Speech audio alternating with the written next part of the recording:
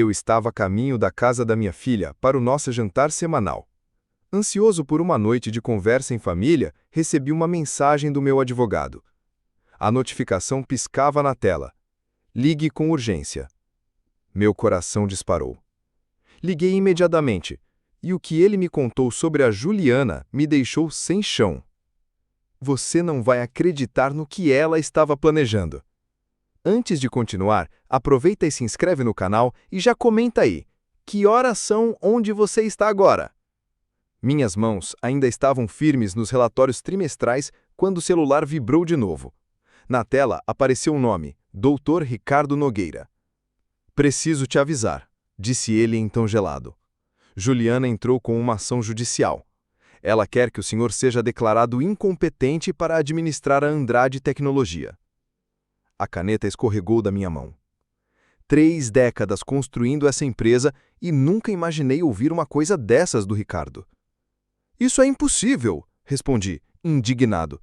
Ela é minha filha. Pois é, mas ela está com um grupo de acionistas.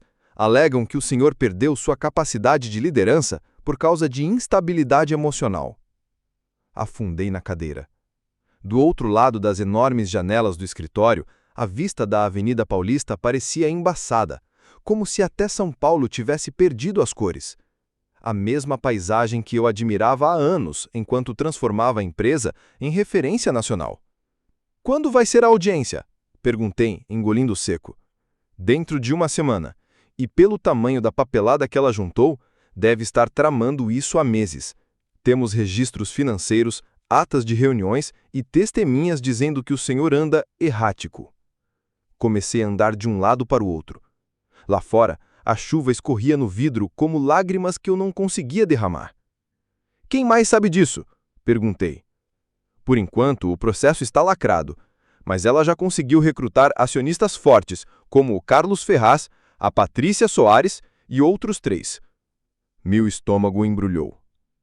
Ela os atraiu prometendo dividendos maiores com a nova liderança, a dela. Era mais do que uma traição. Era um golpe de faca no peito. Juliana, minha filha brilhante, que eu havia preparado para um dia assumir, mas não dessa forma, nunca desse jeito. O que você precisa de mim? Perguntei. Tudo. Documentos financeiros, laudos médicos, testemunhas de caráter. Temos apenas 7 dias para montar a defesa. Fechei os olhos. 2 dias atrás, eu planejava anunciar a promoção dela a CEO dentro de 1 ano. Agora, ela queria me destruir. E não a confronte ainda, acrescentou Ricardo. Primeiro precisamos entender a estratégia deles. Desliguei e fiquei sentado no escuro. As luzes da cidade brilhavam lá embaixo, mas para mim, São Paulo nunca pareceu tão fria. Juntei minhas coisas mecanicamente. Casaco, pasta, chaves, o mesmo ritual que eu fazia havia 30 anos. Mas naquela noite parecia sem sentido. No estacionamento, fiquei 10 minutos dentro do carro, mãos no volante, tentando processar. Será que eu deveria fingir que nada tinha acontecido no jantar de família? Como encarar minha filha, sabendo que ela estava arquitetando minha queda? Decidi que precisava olhar nos olhos dela. Talvez eu reconhecesse quem ela havia se tornado. No caminho para a casa dela, o trânsito da noite parecia ainda mais caótico do que de costume. Parecia até que cada buzina era um lembrete de que minha vida tinha virado uma novela mexicana. Quando cheguei, a porta se abriu antes que eu pudesse bater. Juliana estava lá, de suéter creme e sorriso ensaiado. Pai, bem na hora, disse ela, me abraçando como se nada tivesse acontecido. O abraço era gelado, quase protocolar. A Sofia passou o dia perguntando do vovô, ela completou, me guiando para dentro. A casa cheirava a frango assado e a falsidade. Na cozinha, Marcelo Albuquerque, o genro arquiteto, arrumava a mesa com um entusiasmo suspeito. Que bom te ver, Sr. Roberto, disse ele, apertando minha mão com força exagerada. Vai querer vinho ou algo mais forte? Vinho está ótimo, respondi, tentando manter a compostura. Sofia correu até mim, usando um macacão todo manchado de tinta. Vovô, fiz um desenho para você. Abracei-a, grato por pelo menos uma coisa verdadeira naquela casa de faz de conta. O desenho mostrava nós dois no escritório, com os bonequinhos de palitos coloridas, lembrando as cores do logotipo da empresa. Tá lindo, querida, disse beijando sua testa. Olhei para Juliana. Ela me observava em silêncio, com um brilho estranho nos olhos. Culpa. Cálculo. Difícil saber. O jantar seguiu envolto em uma normalidade forçada. Conversa fiada sobre escola, projetos de arquitetura e saúde. O tipo de papo que parece leve, mas pesa uma tonelada quando você sabe o que está escondido por trás. O frango está ótimo, elogiei. Receita da mamãe, disse Juliana, cortando a carne com precisão. Ela sempre dizia que cozinhar era sobre amor, não perfeição. A frase caiu no ar como chumbo. A lembrança da Teresa Andrade, minha esposa falecida, ainda ecoava dentro de mim. Juliana sabia muito bem disso. O garfo dela bateu no prato, marcando o fim de qualquer ilusão de harmonia. Ela sempre soube definir prioridades. A acusação pairava no ar, pesada como nuvem de tempestade em dia de calor paulistano. Sofia olhou de um para o outro, sentindo a tensão escondida no ambiente. "Vovó, por que você está triste?" perguntou com aquela inocência que só criança tem. "Não estou triste, querida. Só pensando." "Pensando em quê?" "Em como eu amo nossos jantares em família."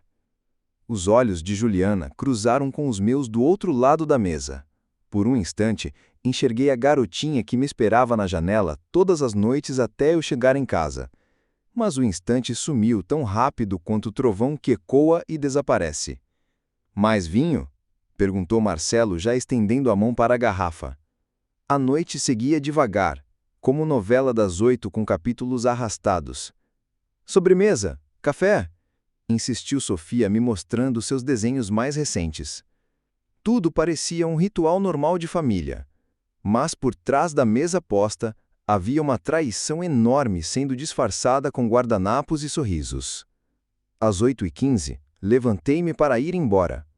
"Obrigado pelo jantar, como sempre, estava ótimo." Juliana me acompanhou até a porta. "Pai, o senhor tem certeza de que está bem? Está diferente hoje à noite." Estudei o rosto dela. A preocupação parecia sincera. Talvez fosse. Talvez ela mesma tivesse se convencido de que fazia aquilo para o meu bem. "Estou bem, filha, só refletindo sobre o quanto Andrade Tecnologia significa para mim e para nossa família." Ela mudou a expressão. A guarda estava subindo. "Dirija com cuidado, as ruas estão escorregadias hoje." Beijei sua bochecha. "Boa noite, Juliana." "Boa noite, pai." A porta se fechou atrás de mim com um clique suave. Fiquei parado na escada, enquanto a chuva começava a cair de novo. Pela janela, vi minha filha lavando a louça com eficiência quase mecânica, como quem já planeja o próximo golpe. No carro, estacionei de frente para a vista da Avenida Paulista, as luzes refletindo no vidro molhado. Minhas mãos tremiam enquanto ligava para o Dr. Ricardo Nogueira. "E aí, como foi o jantar?" perguntou ele. "Um espetáculo." Ela sabe fingir preocupação ao mesmo tempo em que me apunhala pelas costas. A chuva tamborilava no para-brisa. Me conte tudo. Ela está se preparando há 6 meses. Tem registros dos seus desabafos emocionais em reuniões. Que desabafos? Eu sempre me controlei. Na reunião da aquisição da Anderson, quando rejeitou aquela oferta michuruca deles, diz que você levantou a voz. Documentou isso como se fosse explosão de raiva. Eu lembrava bem daquela reunião. Eu não estava furioso, estava apaixonado pela empresa. Mas para ela era raiva irracional. O que mais?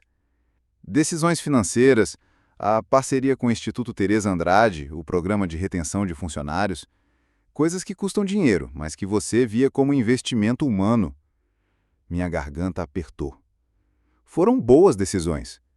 Eu sei, respondeu Ricardo, mas ela está enquadrando tudo como sentimentalismo e não lógica empresarial. Liguei o motor.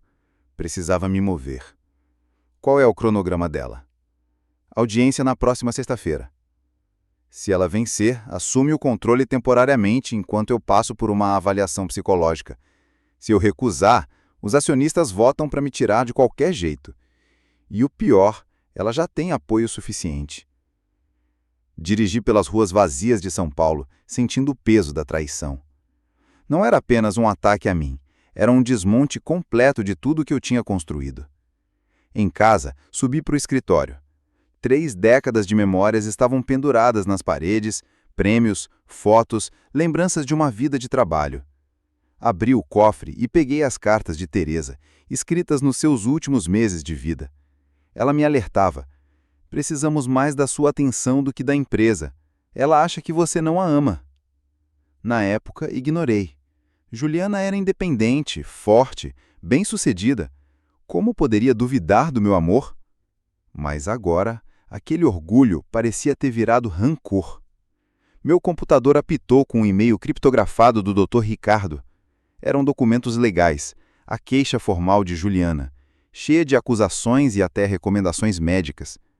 Volatilidade emocional, apego a práticas ultrapassadas, sinais de depressão após perda conjugal. Estavam usando a morte da minha esposa contra mim, usando minha dor como prova de incompetência. Servi 3 dedos de uísque. Continuei lendo. Testemunhas dizendo que meu julgamento tinha caído. Analistas financeiros afirmando que minhas decisões eram movidas por emoção. Médicos prontos para sugerir uma intervenção compassiva. Era um ataque em larga escala, maquiado de preocupação. Brilhante, sim, mas cruel. À 1 da manhã, fechei o notebook. A chuva não parava, a casa parecia enorme e vazia. A foto de Teresa me observava da mesa. Ela sabia que esse dia viria, tentou me impedir. Ela não entende porque você ama mais a empresa do que a família. Mas não era isso. Eu construí tudo para elas. Cada noite mal dormida, cada jantar perdido, cada sacrifício, tudo foi por amor, mas eu falhei em mostrar isso. Juliana agora falava a língua da guerra corporativa. E tinha aprendido bem. Peguei o celular e comecei a digitar nomes de aliados, possíveis estratégias. Se ela queria guerra, teria. Mas havia um detalhe. Eu a ensinei a lutar. O amanhecer ainda estava longe, mas dentro de mim já nascia algo diferente de raiva. Estratégia. Propósito. Ela havia declarado guerra a tudo o que eu era. Estava na hora de lembrá-la de quem a treinou. O elevador subiu em direção ao andar de Paulo Mendes. Levei comigo 2 semanas de provas. Chegou a hora de parar de me defender. O escritório de Paulo ficava 3 andares abaixo do meu, no mesmo prédio, com a mesma vista da Paulista. Só que de um ângulo diferente. O assistente dele me fez sinal para entrar. Ele está esperando o senhor Andrade. Paulo ergueu os olhos das projeções trimestrais, ajeitando os óculos no nariz. 60 anos de amizade refletidos naqueles olhos castanhos familiares. Roberto! Chegou na hora certa. Justo agora eu estava pensando que a gente precisava conversar. Coloquei a pasta sobre a mesa de reuniões com um baque firme. Fechei a porta. Algo no meu tom fez Paulo se endireitar na cadeira. O que houve? Juliana está tentando me declarar incompetente. O rosto dele passou por 3 expressões em segundos. Confusão, descrença e preocupação. Isso não podia estar acontecendo. Abri a maleta e espalhei os documentos legais sobre a mesa brilhante, parecendo um verdadeiro mapa de guerra.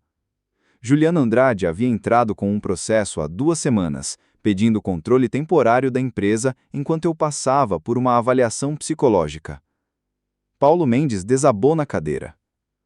Por que você não me contou antes? Eu precisava entender o tamanho da encrenca primeiro, respondi. Peguei a análise dos acionistas. O relatório parecia um tabuleiro de war.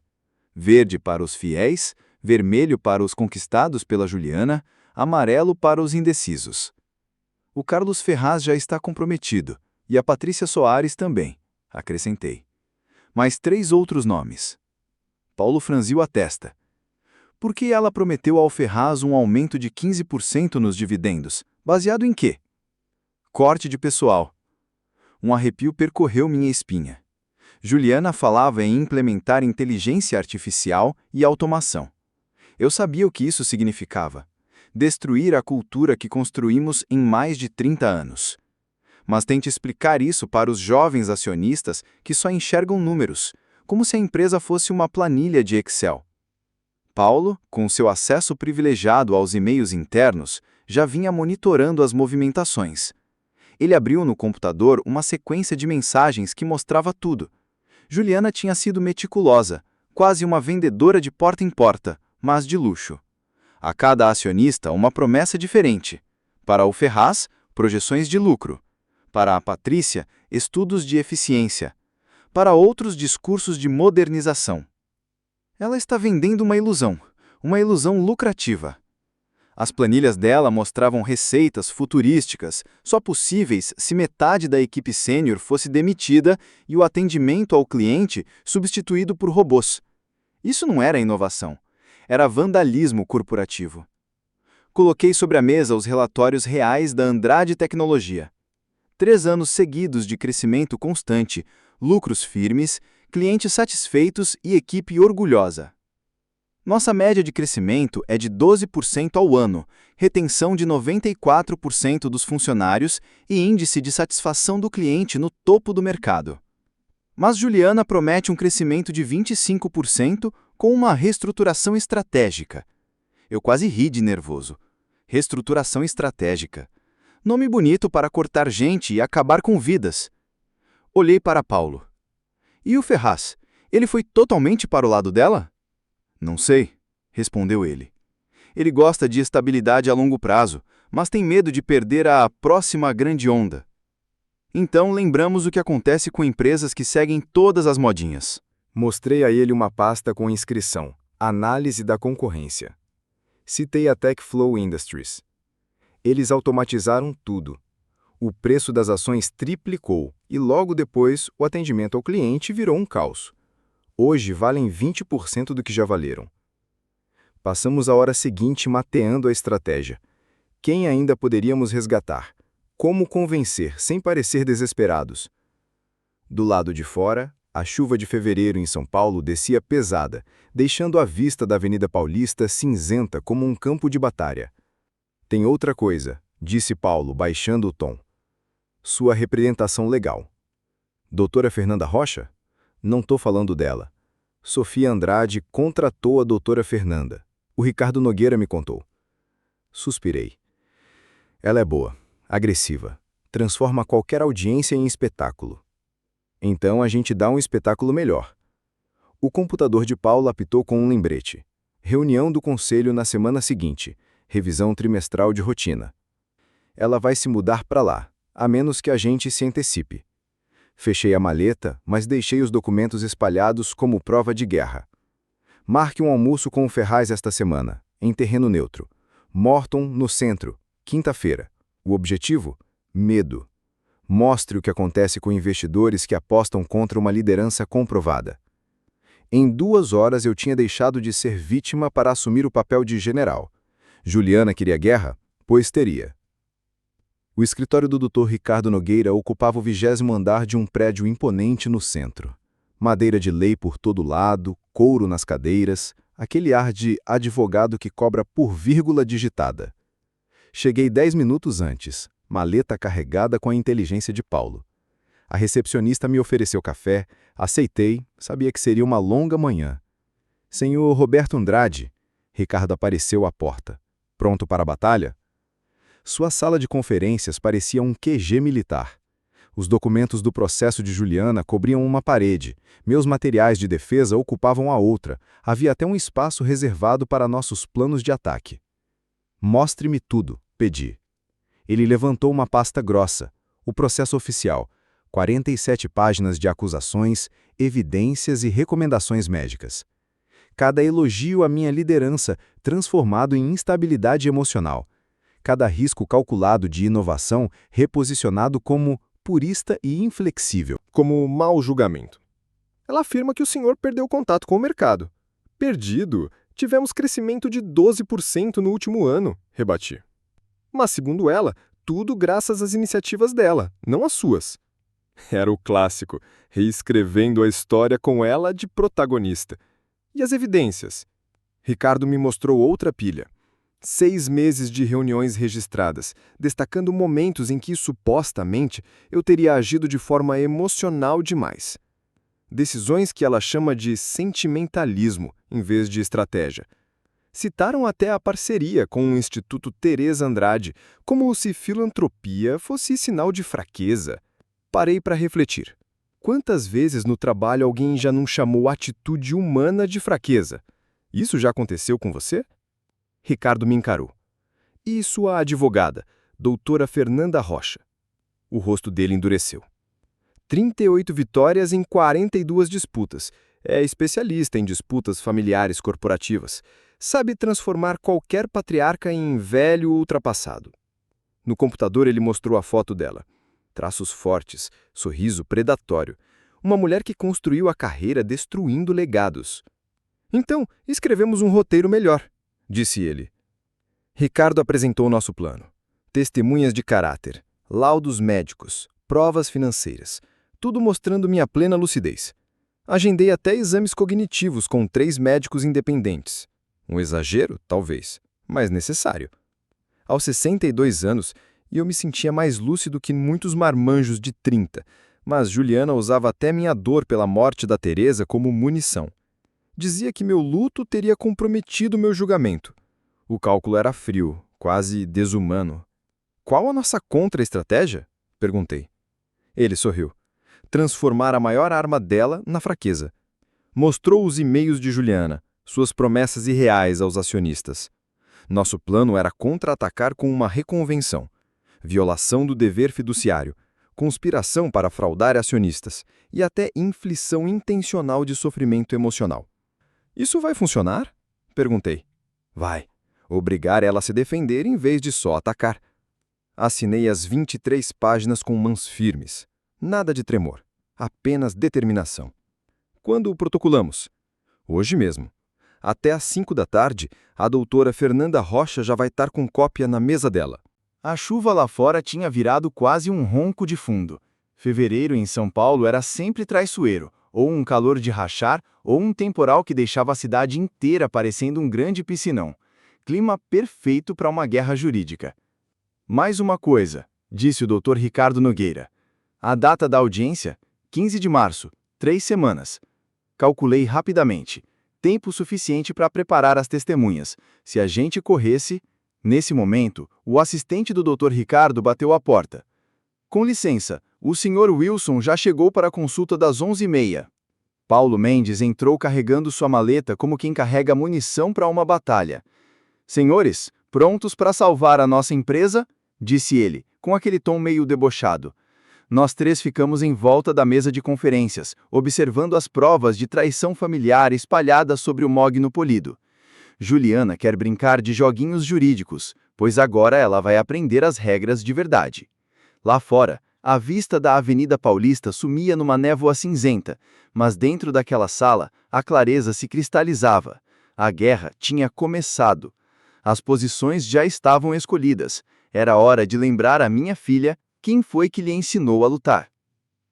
Cheguei 15 minutos antes do nosso encontro, escolhendo uma mesa perto da janela de onde dava para ver o caos organizado do mercado municipal. Março em São Paulo trazia aquele calor tímido de primavera, com vendedores gritando preços de flores frescas sob um céu carregado. O café estava amargo, apropriado. Juliana apareceu pontualmente às 2h15, vestida com um tailleur cinza escuro, armada para a batalha. Antes de se aproximar, deu uma varrida no ambiente como quem calcula rotas de fuga. Pai, sentou-se à minha frente, mantendo uma distância quase cirúrgica. Obrigada por vir, sua mensagem dizia que era importante. Observei seu rosto. Estava mais magra do que no nosso último jantar, e havia um cansaço escondido por trás da maquiagem. Carregar o peso da decepção não é leve para ninguém, nem mesmo para ela. Como está a Sofia? Perguntei. Bem, perguntando por você, disse ela, com uma ponta de acusação. Eu era o avô ausente, o pai obcecado pelo trabalho, o homem que sempre priorizava negócios em vez da família. E o Marcelo, ocupado com os projetos dele? Sua voz era neutra demais. Estávamos dançando em torno da conversa real, como dois lutadores testando defesas antes do primeiro soco. Juliana, por que você não veio falar comigo diretamente? Algo brilhou em seu olhar, surpresa ou culpa, ainda insistindo na mentira. Eu tentei, pai, mas você sempre estava ocupado demais com a empresa. Ali estava o centro de tudo. Eu construí isso para você, rebati. Ela riu com amargura. Não, pai, você construiu para você mesmo. Eu era só um detalhe no caminho. As palavras bateram em mim como um soco no estômago. Ela se inclinou para frente, a raiva finalmente transbordando. Cada jantar em família interrompido por uma ligação. Cada férias canceladas por reuniões. Cada peça de escola que você perdeu porque tinha apresentação no conselho. As lembranças voltaram como faca. O rosto decepcionado da Teresa. A resignação da Juliana quando não fui à formatura dela. Eu estava sustentando a família, murmurei. Você estava alimentando o próprio ego. O silêncio ficou pesado. Do lado de fora, os vendedores continuavam anunciando os preços como se nada tivesse acontecido. A vida seguia, enquanto a gente dissecava 35 anos de mágoas. Eu quero modernizar a empresa, mas você bloqueia todas as minhas iniciativas. Eu quero preservar o que funciona. Funciona? A voz dela subiu um tom. Pai, estamos ficando para trás. Outras empresas de tecnologia já nos engoliram. Nossos sistemas estão ultrapassados. Nossos métodos antiquados. Ela sacou o celular e me mostrou tabelas e gráficos. A Andrade Tecnologia era retratada como um dinossauro em extinção. A automação aumentaria a nossa eficiência em 40%. A inteligência artificial cortaria custos pela metade. O trabalho remoto atrairia talentos globais. E mandaria metade da nossa equipe para a rua. Pessoas que deram décadas de lealdade. Ela apertou o maxilar. Negócio não é sobre lealdade, pai. É sobre resultado. Quando você ficou tão fria? Quando percebi que sentimentalismo não paga dividendos. As palavras pairaram como lâmina. Não era minha filha falando. Era uma executiva implacável. Quem te ensinou isso? Ela me olhou fundo. Você. Cada vez que escolheu a empresa em vez de mim. Senti algo rachar dentro do peito. Não era raiva. Não era traição. Era compreensão. Eu nunca quis dizer isso. Você nunca quis dizer muita coisa, pai. Mas intenções não mudam resultados. Ela pegou o celular e a bolsa, se levantando. Não sou mais a garotinha esperando na janela. Não preciso da sua aprovação, nem da sua permissão, nem da sua companhia. Mas você quer. Quero me salvar de você, respondeu. Virou-se e saiu, os saltos ecoando no piso de madeira. Dei lembranças a Sofia. E sumiu no meio da multidão do mercado. Fiquei sozinho, com o café frio e um nó ainda mais frio no estômago. Minha filha não estava apenas tomando a empresa, estava me cobrando 35 anos de negligência. E talvez ela tivesse razão. Os degraus do fórum estavam escorregadios por causa da chuva. Subi devagar com a pasta na mão, observando a equipe jurídica da Juliana se arrumar feito predadores antes da caçada. No centro, a doutora Fernanda Rocha parecia uma cobra pronta para o bote, seu talher elegante chamando a atenção. Juliana usava azul marinho, conservadora, firme, impecável. A filha exemplar defendendo o patrimônio contra o pai em declínio. Ela nem olhou para mim. Dentro do tribunal, a energia era tensa. Acionistas lotavam as cadeiras, jornalistas e advogados curiosos se acotovelavam para assistir a esse reality show jurídico ao vivo. O doutor Ricardo tocou meu braço. Lembre-se, mantenha a calma. Responda com clareza. O juiz Antônio Cardoso entrou. 70 anos, cabelos grisalhos, fama de não ter paciência para enrolação. Número do processo: 2025-347. Andrade versus Andrade Tecnologia. A doutora Fernanda avançou, como quem domina o palco. Meritíssimo, Este caso trata de um executivo idoso cujo julgamento foi prejudicado pela dor e pela teimosia. Enquanto falava ao júri, gesticulava com graça ensaiada. Parecia menos uma advogada e mais uma atriz em novela das 9. O senhor Roberto Andrade já não tem condições de tomar decisões racionais. O apego emocional dele a práticas de negócios ultrapassadas estava colocando em risco tanto o valor para os acionistas quanto a segurança dos funcionários. Documentos piscavam na tela, gráficos financeiros, transcrições de reuniões, 6 meses de provas selecionadas a dedo. A autora do processo, senhora Juliana Andrade, pedia uma tutela temporária para proteger a empresa que o pai havia construído, dele mesmo. Duro, né? A voz da doutora Fernanda Rocha ecoou pelo tribunal como veneno disfarçado de mel. Profissional, persuasiva, quase mortal.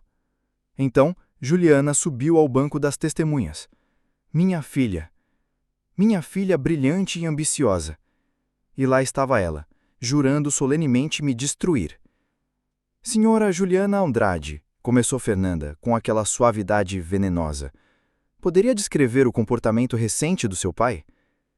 Meu pai é guiado por emoções, não por lógica empresarial. A voz da Juliana não tremia. Ele toma decisões baseadas em sentimentos pessoais, não em dados financeiros. Pode dar exemplos? A parceria filantrópica com o Instituto Teresa Andrade, da minha mãe. Isso custa R$200 mil por ano, sem retorno algum. Quando sugeri redirecionar os fundos, ele ficou irritado. Irritado? Pensei. A memória da minha falecida esposa, Teresa, virou um simples item de planilha. E quanto ao planejamento estratégico? Insistiu Fernanda. Ele se recusa a considerar automação ou inteligência artificial. Alega que isso destruiria a cultura da empresa. Enquanto isso, os concorrentes estão ganhando mercado com tecnologia. Fernanda fez cara de compaixão de novela mexicana. E como isso afeta a empresa? Estamos estagnados, o crescimento desacelerou. Mentiras misturadas com meias-verdades. Nosso crescimento era estável, sustentável. Os funcionários eram leais porque eram tratados como pessoas, não como peças de máquina. Mas claro, no tribunal ninguém quer ouvir que você ainda acredita em gente. Na sua opinião profissional, o que a empresa precisa? Liderança renovada, estratégias modernas, foco em lucro, não em sentimentos. As palavras dela me acertaram como um soco. Não era minha filha falando, era outra pessoa. O interrogatório do Dr. Ricardo Nogueira foi cirúrgico. Senhora Juliana Andrade, qual foi a margem de lucro da Andrade Tecnologia no último trimestre? 12%. E no anterior? 11,7%. Então, sob a liderança supostamente incompetente do seu pai, os lucros estão aumentando? Flutuações de curto prazo não significam viabilidade a longo prazo. E a retenção de funcionários? 94% ao ano. A média do setor? 67%. Ricardo sorriu frio. Então seu pai mantém satisfação acima da média e ainda aumenta o lucro. Isso não seria liderança excepcional? Fernanda protestou, mas o juiz Antônio Cardoso o deixou passar. O estrago estava feito. Em seguida, Carlos Ferraz testemunhou, direto, objetivo. Precisamos de liderança que priorize valor para acionistas. A senhora Juliana entende as realidades modernas. Quando a sessão terminou, eu estava exausto. Ver sua filha te dissecar em público exige uma força que nem sabia que tinha. Mas Ricardo apertou meu ombro e sussurrou. Primeira fase concluída. Amanhã, a luta continua. Lá fora, a chuva de outono caía sobre a vista da Avenida Paulista. Juliana passou sem me notar, cercada de advogados. Aquela mesma menina que, quando pequena, esperava ansiosa na janela pelo papai chegando do trabalho, agora parecia não ver a hora de me enterrar de vez. Minha assistente bateu à porta. Senhor Roberto Andrade, o senhor precisa ver isso. Sara colocou uma pasta na minha mesa marcada como Comunicações de Funcionários, confidencial. O rosto dela estava sério. Juliana tem feito reuniões privadas, prometendo aumentos que levariam a empresa à falência. Abri a pasta, transcrições de reuniões, e-mails, 6 semanas de promessas secretas a funcionários-chave, aumentos de 20% para engenheiros, 30% para chefes de departamento, até opções de ações que nem existiam. De onde tirou isso? Perguntei. As pessoas falam, Sr. Andrade, especialmente quando a esmola é grande demais para ser verdade. Nesse momento, entrou Paulo Mendes com uma cara de quem acabou de perder no futebol de várzea. Temos um problema, Roberto. Ele jogou a maleta na mesa. Juliana anda cortejando novos acionistas, fundos de pensão, grupos de investimento. Tá te pintando como um dinossauro que trava o crescimento da empresa. Paulo espalhou mais papéis. Ela promete aumentos de 20%. Baseada em quê? Mágica? A matemática era impossível. Nem se colocássemos robôs servindo café na copa, daria para bancar aquilo. Isso é fraude, murmurei. E tem mais, disse Paulo, ligando o notebook. Descobri algo sobre a advogada dela. Na tela, a foto profissional de doutora Fernanda Rocha, ao lado de uma notícia antiga.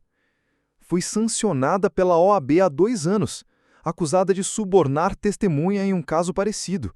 Ficou suspensa por um tempo. O telefone tocou. Era Ricardo. Roberto, tenho provas de que Fernanda violou regras éticas. Que tipo de provas? Ela orientou o depoimento da Juliana, palavra por palavra. Isso é manipulação de testemunha. As peças do quebra-cabeça se encaixavam. A atuação perfeita da minha filha não era dela, era ensaio. E mais, continuou Ricardo, encontrei movimentações financeiras suspeitas nas contas dela. Quais movimentações? Juliana transferiu fundos entre contas sem o seu aval, 3 vezes. Valor total, R$ 847 mil. Senti um gelo percorrer a espinha. E para quê? Para honorários de advogados, consultorias e despesas da campanha dela para a aquisição da empresa. Paulo balançou a cabeça. Isso é desvio de dinheiro. Tecnicamente, é uso não autorizado de recursos da empresa, mas, sim, é crime, completou Ricardo. Isso pode mudar o jogo, disse Paulo. Na verdade, podia era acabar com ela. Que ironia amarga. Minha filha tentando provar minha incompetência, cometendo a maior burrada da vida. Olhei pela janela para a cidade onde construí tudo, onde Teresa viveu e morreu, onde nossa família cresceu e depois se despedaçou. Ricardo, como apresentamos isso? Com cuidado. Não podemos parecer vingativos, só competentes. E as violações da Fernanda? Já vou acionar a OAB e apresentamos tudo junto ao juiz. Paulo organizava os documentos na mesa, registros financeiros, e-mails, atas de reuniões, tudo provando a fraude da Juliana. A questão é o tempo. Próxima audiência é segunda-feira. Fernanda espera que nos defendamos, mas em vez disso, vamos atacar. Olhei pelas provas espalhadas diante de mim. 30 anos construindo uma empresa e minha própria filha quase conseguiu destruir tudo em apenas 6 meses de mentiras.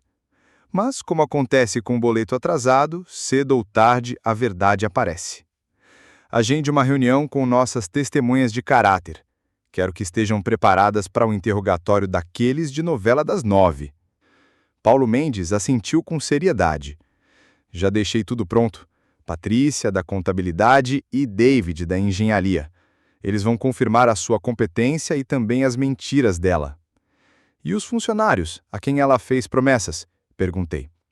A maioria está perdida, meio sem entender nada. Confiaram nela, mas os números não fecham. O sol do fim da tarde atravessava as janelas do meu escritório. A vista da Avenida Paulista ficava até bonita quando o tempo resolvia colaborar. Vou para casa cedo hoje, comentei. Preciso planejar nossa apresentação para mais tarde. Paulo juntou os documentos e concluiu. Temos munição suficiente para afundar até um transatlântico. Só precisamos mirar direito. Quando todos saíram, fiquei sozinho no meu escritório. O silêncio não parecia vazio, mas concentrado, quase como aquele momento antes do apito inicial num jogo de futebol decisivo. Amanhã, eu lembraria a todos quem construiu a Andrade Tecnologia e por que ela valia mais do que as ambições afoitas da minha filha. O tribunal estava diferente dessa vez. A tensão pairava no ar, como se fosse fio desencapado. Juliana Andrade sentou-se ao lado da doutora Fernanda Rocha, confiantes por causa da última audiência. Mas elas não imaginavam o que estava por vir. O juiz Antônio Cardoso bateu o martelo e ordenou o início da sessão. Senhor Ricardo Nogueira, pode apresentar provas adicionais? O doutor levantou-se com calma, como quem já sabe que vai vencer o jogo antes mesmo de entrar no campo. Meritíssimo, a autora realizou operações financeiras não autorizadas. Doutora Fernanda saltou da cadeira. Objeção, isso está fora do escopo. Rejeitada. Continue, doutor. Ricardo caminhou até a mesa de provas como um cirurgião escolhendo o bisturi. Durante a auditoria, encontramos 3 transferências bancárias não autorizadas, saindo diretamente das contas da empresa. Valor total, R$ 847 mil. O número ecoou no tribunal. O rosto de Juliana empalideceu. Esses recursos foram usados para bancar a própria campanha judicial da senhora Juliana contra o pai, sem aprovação do conselho, sem documentação, sem autorização. Na tela surgiram os extratos bancários com datas, valores e beneficiários. Isso configura apropriação indébita de fundos corporativos. Doutora Fernanda se remexeu na cadeira, nervosa. Meritíssimo, isso é uma tentativa desesperada de difamar minha cliente. Ricardo sorriu, frio como um cobrador de ônibus que não aceita nota rasgada. Desesperado? Não, doutora. São registros bancários.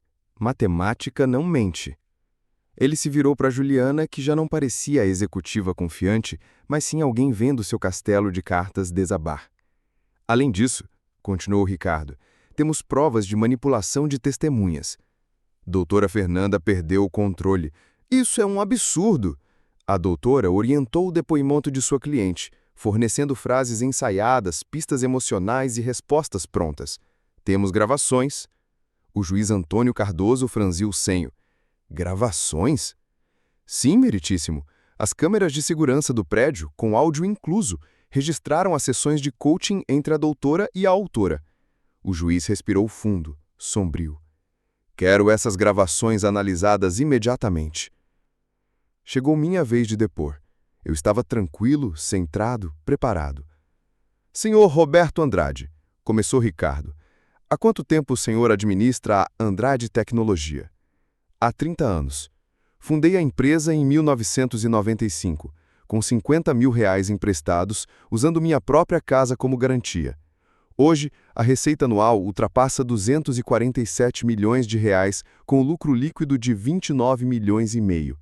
Temos mais de 800 funcionários. O senhor já foi considerado incapaz por algum profissional médico? Não. Passei por avaliação completa no mês passado. Testes cognitivos, psicológicos e físicos, todos os resultados normais para a minha idade. Ricardo mostrou os atestados médicos de 3 especialistas independentes. Na sua opinião, por que sua filha está entrando com esse processo? Olhei para Juliana. Ela encarava as próprias mãos, sem coragem de me olhar nos olhos. Ela acredita que eu priorizei a cultura da empresa em vez de maximizar os lucros. Quer implementar cortes e automação que tirariam empregos e reduziriam benefícios. Ricardo fez uma pausa dramática. A maximização do lucro é sempre a estratégia correta? Não. Crescimento sustentável exige equilíbrio entre lucro, satisfação dos funcionários, fidelidade dos clientes e responsabilidade social. E como essa filosofia afetou a empresa? Mantivemos crescimento constante em 30 anos. Nossa retenção de funcionários supera a média do setor e a satisfação dos clientes está entre as mais altas do mercado. Ou seja, completou Ricardo, o senhor conhece cada número, cada funcionário, cada decisão estratégica. Exatamente. Minha filha quer sacrificar a estabilidade de longo prazo por ganhos imediatos. O interrogatório da doutora Fernanda foi constrangedor. Senhor Andrade, não é verdade que o senhor resistiu à modernização? Resisti a mudanças radicais. Tecnologia deve servir ao negócio, não engolir o negócio. Sua filha diz que o senhor é emocionalmente instável.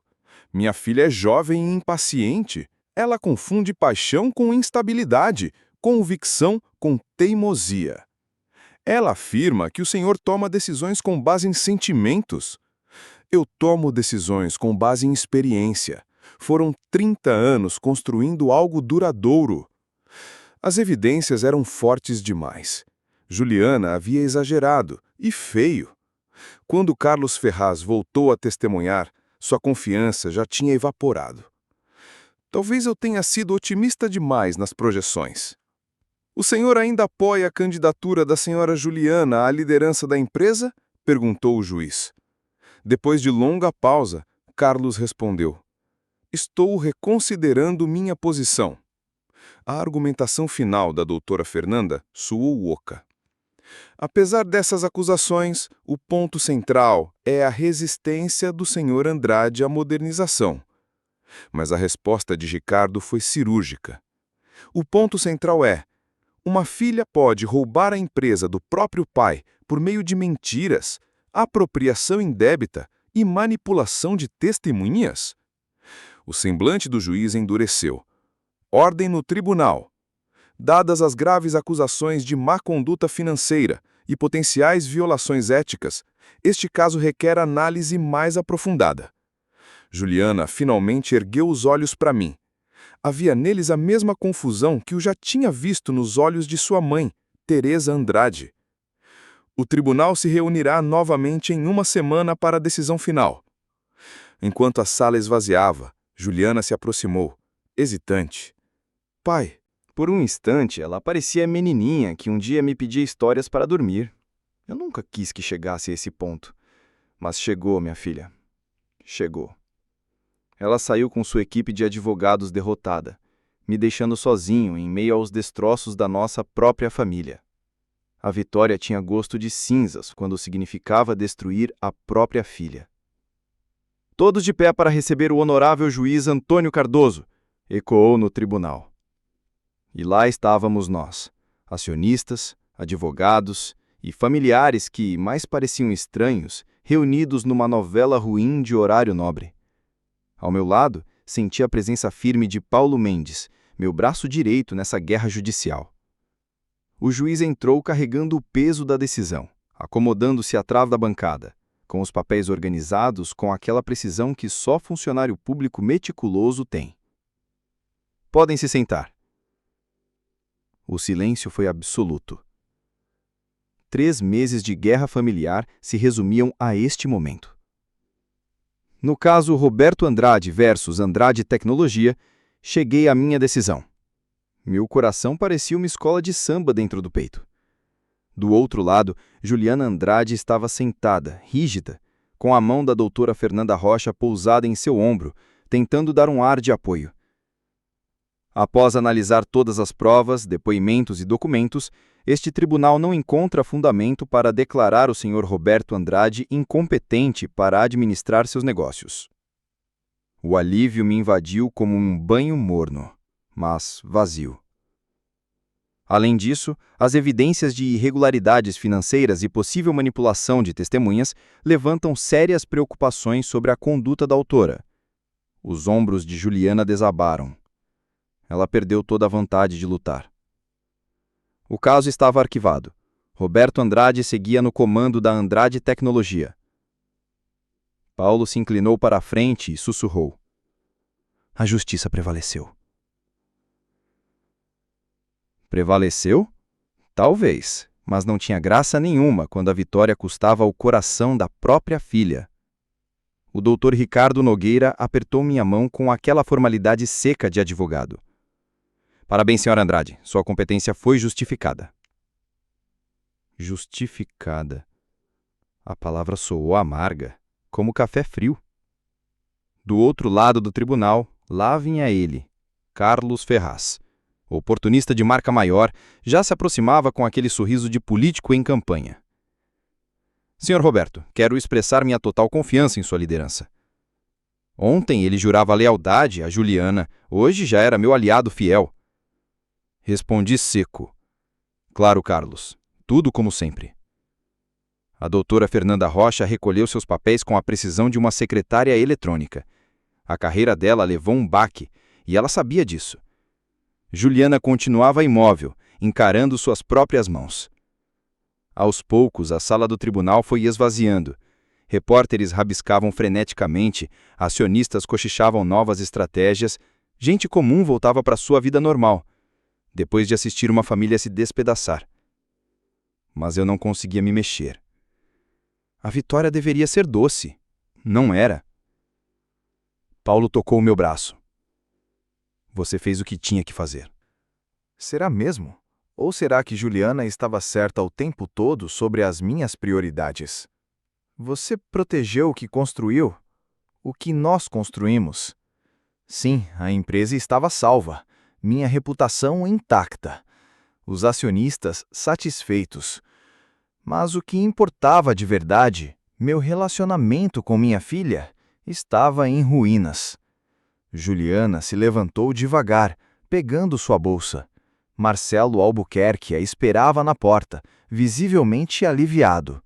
Mas ela parecia tão pequena, tão derrotada. Fui aí que eu fiz algo que nem eu mesma esperava. Juliana! Ela se virou, olhos vermelhos, mais secos. Pai, isso não precisa ser o fim da nossa história. Um brilho passou pelo olhar dela. Esperança ou medo? Eu perdi tudo, murmurou. Não, você só perdeu uma batalha, não a guerra da vida. Paulo nos observava com atenção. Ricardo fingia arrumar papéis, mas estava de ouvido ligado. Podemos conversar em particular? Perguntei. Juliana olhou para Marcelo. Ele assentiu, encorajando-a. Não aqui, disse baixinho. Num café, em algum lugar neutro. Preciso de tempo para processar. Claro, mas lembre-se de uma coisa. Você ainda é minha filha, ainda é brilhante, ainda é capaz de grandes coisas. Ela vacilou. Foi preciso coragem para me enfrentar, mesmo que tivesse feito do jeito errado. Te ligo semana que vem. Não era muito, mas já era um começo.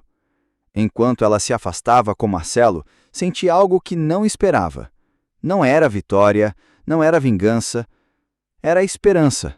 A empresa era minha, mas talvez a família ainda pudesse ser salva. 10 dias depois, eu estava sentado num banco com vista para a represa de Guarapiranga. A água brilhava sobre o sol do fim da tarde, e ao fundo, a vista da Avenida Paulista surgia como promessa no horizonte. Cheguei mais cedo, precisava de tempo para me preparar.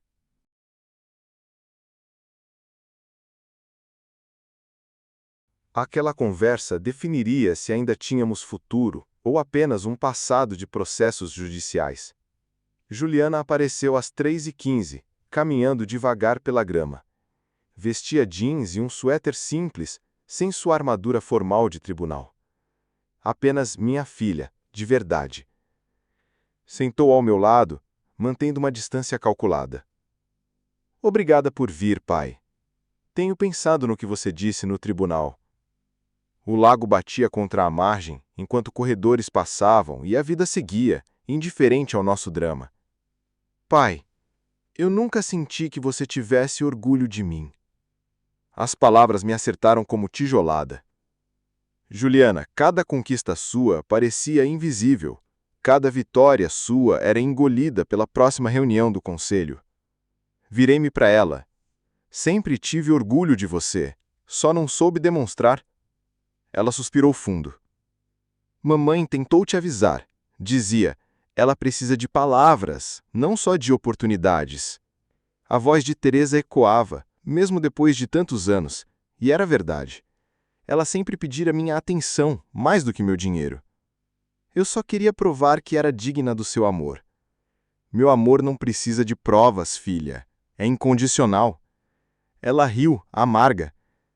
Então por que parecia tão condicional? Por que toda conversa virava trabalho? Por que a empresa sempre vinha antes? Olhei para a água, observando os barcos à vela indo em direção ao porto. Como explicar 30 anos de prioridades equivocadas? Eu construí a Andrade Tecnologia por você. A cada noite mal dormida, cada jantar perdido, cada sacrifício, Eu achava que estava garantindo segurança, mas estava me afastando também. Engoli seco.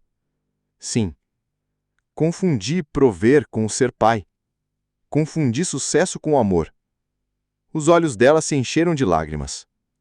Eu precisava do meu pai, não de um patrocinador. E eu precisava aprender essa diferença.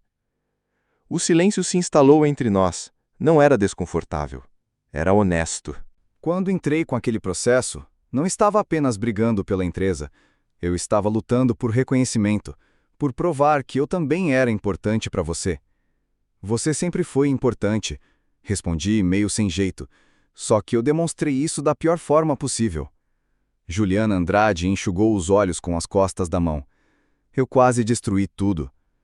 Não, filha, você quase nos salvou. Como pode dizer isso? Eu desviei dinheiro, menti para os acionistas. Tentei até fazer você ser declarado incompetente. Pois é, e mesmo assim, você forçou a honestidade, nos obrigou a encarar o que estava quebrado. O lago refletia as nuvens de fim de tarde. São Paulo, no final da primavera, parecia cheia de novas possibilidades. E agora, o que acontece? Perguntou Juliana. Depende. Você ainda quer modernizar a empresa? Você confiaria em mim? O que acha de liderança compartilhada? Juliana me encarou surpresa. Está mesmo disposto a entregar parte da empresa? Estou pronto a confiar a você o futuro dela. Ela prendeu a respiração. Quer dizer, co-CEOs? Sua inovação? Minha experiência? Parceria em vez de guerra? Justamente. Não apesar de tudo o que aconteceu, mas por causa disso. Você estava certa sobre a modernização, e eu estava certo sobre a cultura. Juntos, podemos construir algo de que Teresa se orgulharia. Juliana andava de um lado para o outro na beira do lago, pensativa, quase como se carregasse os gestos da mãe. Parceria plena? Autoridade igual? Responsabilidades compartilhadas? Pai e filha como equipe de liderança? Exatamente. E o conselho? Paulo Mendes já está me apoiando. Os acionistas querem estabilidade e crescimento. Nós podemos oferecer os dois. Ela respirou fundo. E os funcionários ainda respeitarão o nome Roberto Andrade? Respeitarão a nós dois. Juliana se sentou mais perto desta vez. Tenho condições. Diga. Transparência total. Nenhuma decisão sem consulta. Implementação de tecnologia moderna. Programa de participação nos lucros para os funcionários. Concordo, mas também tenho condições. Manter a cultura da empresa, mudanças graduais, nada de revolução brusca. E, acima de tudo, tempo em família protegido. Tempo em família? Sim, jantares semanais, nada de conversa sobre negócios durante a hora da historinha da Sofia. Ela riu de leve. E o Instituto Teresa Andrade continua funcionando. Foi a primeira vez em meses que vi Juliana sorrir de verdade. Combinado. Estendi a mão. Parceiros? Ela apertou firme. Parceiros. E então me surpreendeu, se inclinando para frente e me abraçando com força. Eu te amo, pai. Eu também te amo, minha filha. Sempre amei. Nos abraçamos à beira do lago, enquanto o sol se escondia atrás dos prédios da cidade. Pai e filha se tornando algo novo. Parceiros de negócios, mas acima de tudo, família. Naquela noite, a cozinha cheirava a receita favorita de Teresa. Juliana se movia entre o fogão e o balcão com sua eficiência de sempre. Mas havia algo diferente. A celebração estava presente em cada gesto. Pai, preparei seu prato favorito. Entrei com um pacote embrulhado nas mãos, sorrindo como meu pai faria. Esse cheiro é igualzinho ao da comida da sua mãe. Mesma receita, mesmo amor. A mesa estava posta com todo o capricho. Velas, porcelana fina, aquele clima de ocasião especial. De repente, Sofia entrou correndo, com um vestidinho manchado de tinta. Vovô! Minha princesa! Respondi, entregando o pacote que levava. Trouxe álcool especial para você. Ela rasgou o embrulho com o entusiasmo típico de uma criança de 4 anos e encontrou um terninho em miniatura. É para quando você estiver pronta para administrar a Andrade Tecnologia. Sofia riu, abraçando a jaqueta minúscula. Eu vou ser a chefe? Um dia sim, querida. Um dia, quem sabe? Naquele instante, Marcelo Albuquerque saiu do escritório com plantas arquitetônicas debaixo do braço. Estou feliz por sermos uma família de novo. Eu também, sentindo o peso da sinceridade. O jantar correu leve. Sofia tagarelou sobre a pré-escola, Marcelo comentou seu novo projeto, um museu infantil no centro da cidade, e Juliana falou dos planos para modernizar a Andrade Tecnologia. Implementação gradual. Respeitar a equipe que já está lá e, ao mesmo tempo, aumentar a eficiência. O melhor dos dois mundos, concordei. Depois da sobremesa, Juliana trouxe uma pasta parda. Dentro dela, um acordo de parceria simples, mas direto. Autoridade compartilhada, responsabilidades complementares e protocolos de resolução de conflitos. Tudo o que 2 líderes teimosos precisavam para trabalhar juntos. Mamãe, você não está mais triste? Perguntou Sofia, com aquela sabedoria desarmante de criança. Não, filha. Agora o vovô está feliz porque a mamãe e ele são amigos de novo. Porque somos família de novo. Assinei o documento com firmeza. Juliana assinou em seguida, com aquela ousadia que sempre admirei nela. Marcelo abriu a geladeira e tirou uma garrafa de champanhe. Achei que merecíamos comemorar. E merecíamos mesmo. Erguemos as taças. 4 gerações de família, passado, presente e futuro, unidas novamente. Ao novo futuro da Andrade Tecnologia, declarou Juliana.